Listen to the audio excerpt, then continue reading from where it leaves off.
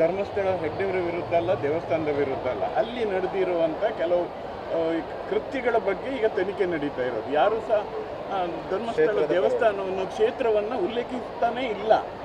ನೋಡಿ, ನೀವು ವಿಶೇಷವಾಗಿ ಸೋಷಿಯಲ್ ಮೀಡಿಯಾದಲ್ಲಿ ನೋಡಿದ್ರೆ ದೇವಸ್ಥಾನವನ್ನು ಮತ್ತು ಧರ್ಮಾಧಿಕಾರಿಗಳ ವಿರುದ್ಧವಾಗಿಯೇ ಪ್ರಚೋದನಕಾರಿಯಾದಂಥ ಸ್ಟೇಟ್ಮೆಂಟ್ಗಳು ಬಹಳಷ್ಟು ಬರ್ತಾ ಇದ್ದಾವೆ. ತಾವು ಎಲ್ಲ ಕೂಡ ಮಾಧ್ಯಮದವರು ಸ್ಟೇಟ್ಮೆಂಟ್ಗಳನ್ನು ಸೋಷಿಯಲ್ ಮೀಡಿಯಾದಲ್ಲಿ ನೋಡಿದ್ದೀರಾ. ಭಾಳಷ್ಟು ಸೂಕ್ಷ್ಮವಾದಂಥ ವಿಚಾರ.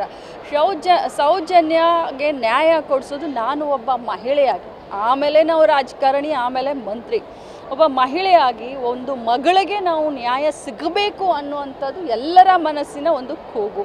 ಅದರ ಬಗ್ಗೆ ಎರಡು ಮಾತಿಲ್ಲ. ಅವಳಿಗೆ ನಿಜವಾಗ್ಲೂ ಅನ್ಯಾಯ ಆಗಿದ್ದರೆ ಅದನ್ನು ಸರಿಪಡಿಸಬೇಕು, ಅದಕ್ಕೆ ನ್ಯಾಯ ಕೊಡಬೇಕನ್ನುವಂಥ ವಾದದಲ್ಲಿ ನಾನು ಕೂಡ ಅದರಲ್ಲಿ ನಿಂತಿದ್ದೀನಿ. ಬಟ್ ನಾನು ಒಂದು ಮಾತನ್ನು ಹೇಳ್ತೀನಿ, ನೀವೇ ಮಾಧ್ಯಮದಲ್ಲಿ ಕಳೆದ 20 ದಿನದಿಂದ ಇದೇನು ಶುರು ಆಗಿದೆ, SIT ಏನು ತನಿಖೆ ಶುರು ಆಗಿದೆ, ಅವತ್ತಿನಿಂದ ಇವತ್ತಿನವರೆಗೆ ಹಿಂದಿನ ಎಪಿಸೋಡು ಈಗಿನ ಎಪಿಸೋಡ್ಗೆ ಇರುವಂಥ ವ್ಯತ್ಯಾಸವನ್ನು ತಾವೇ ನೋಡಿ. ಅದ್ಯಾರೋ ಮುಸುಕದಾರಿ, ಅದ್ಯಾರೋ ಅನಾಮಿಕ ಬಂದು ಇವತ್ತು ಇಲ್ಲಿ ತೋರಿಸ್ತಾನೆ, ನಾಳೆ ಅಲ್ಲಿ ತೋರಿಸ್ತಾನೆ, ಮತ್ತೊಂದು ತೋರಿಸ್ತಾನೆ, ಮಗದೊಂದು ತೋರಿಸ್ತಾನೆ.